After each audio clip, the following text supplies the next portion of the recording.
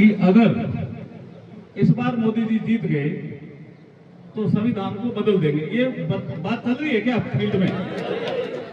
तो मैं इसके खुलासा कर रहा हूँ। मैं कानून मंत्री हूँ, इसलिए संविधान बदली तो आप थोड़ी बदली नहीं, ये क्यों बदल दी भाई? कोई बात आएगी तो अपने पास कागज पे आएंगे ना, और हम कहेंगे हम नहीं बदलने देंगे।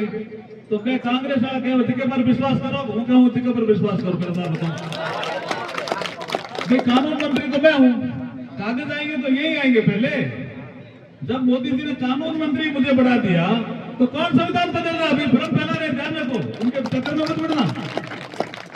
मैं बता रहा हूं आपको दो विषय, ये अभी के नहीं, ये विषय है 2014 में तो ये विषय नहीं थे, 19 में आ गए थे, क्योंकि 19 में इनको लगा कि राहुल गांधी को हमें प्रधानमंत्री बनाना है। पार पड़ी नहीं, ये विषय चलाए। 24 में इन्होंने तेजी से चलाए, और हम लोग क्या है कि थोड़ा हमारा समाज भोला कह दीजिए, कुछ चीजों पे विश्वास करता है ऐसा कह दीजिए, या कभी हमारा समाज कांग्रेस के ज्यादा नजदीक रहा ऐसा कह दीजिए, इसलिए उनकी चीजों पे विश्वास करता है कभी कभी। लेकिन मैं आपको कह रहा हूं, मैं पूरे देश में घूम रहा हूं, पूरे देश में। अब हमारा समाज जाग गया, और हमारा समाज जाग करके ये कह रहा है, जोर से कह रहा है कि हम नरेंद्र मोदी के साथ हैं, इसलिए कांग्रेस हार रही है, नरेंद्र मोदी जीत रहा है। लेकिन हम कौन चक्कर में पड़ रहे हैं? मैं पांडिचेरी का प्रभारी मुझे बनाया मोदी जी ने। पांडिचेरी तो बहुत दूर है भाई, देखो नक्शे में की साउथ में। तो मैंने कहा साहब मेरे वहां कोई रिश्तेदारी नहीं है,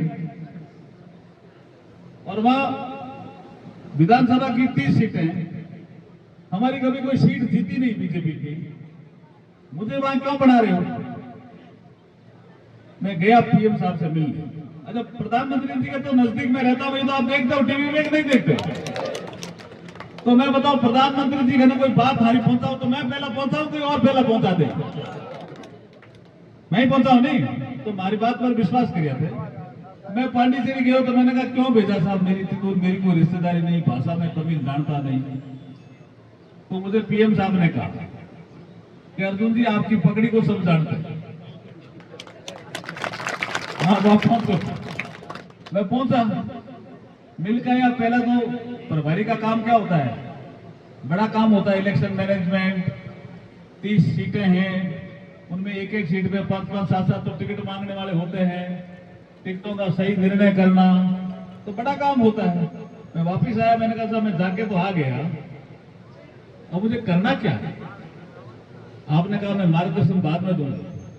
तो मुझे कहा कि आपका यूट्यूब पे एक फोटो देखा मैंने कहा क्या आपको बुनाई करनी आती है क्या? मैंने कहा मैं तो बुनकर तो हाँ भाई साहब मैं तो बुनकर हूँ। तो मैं यहाँ पूछो कि खाना कहीं करनी आवे? मैंने कहा मेरे पिट लूम नीचे वो खड्डे वाला जो लूम है उसमें बैठ करके मुझे बेजो क्यों था, बेजो बोलो क्या बोलो? मैंने कहा बेजो बुननो मना आवे, और कबीरदास जी भी बेजो बुनता, हम ध्यान है कि नहीं? आप हैं ना ध्यान है? वो बुनना आता है मुझे। तो बोला आपको कुछ नहीं करना, वहां हैंडलूम है पांडिचेरी में। प्रधानमंत्री जी भी पांडिचेरी के 6 महीने प्रभारी रहे थे जब सेंट्रल का काम करते, वहां बुनकर का काम करने वाले ओबीसी में है, एससी में नहीं।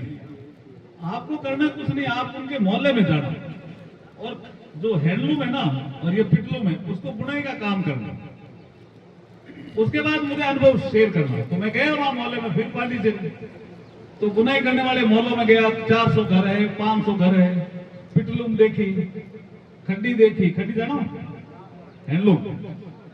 तो बैठ गया मैं नीचे बुनने। फिर मैंने नला देखा, नली देखी, चरखा देखा, कंगी देखी, और कितने घर का ये हथा चल रहा है ये देखा, पावड़ी देखी, 4 पावड़ी 2 पावड़ी। तो उन्होंने कहा यार ये तो हमारे बुनकर है, ये हमारे भाई है। तो मेरे से जुड़ गए कि यू आर माई ब्रदर, तो मेरे भाई बन गए।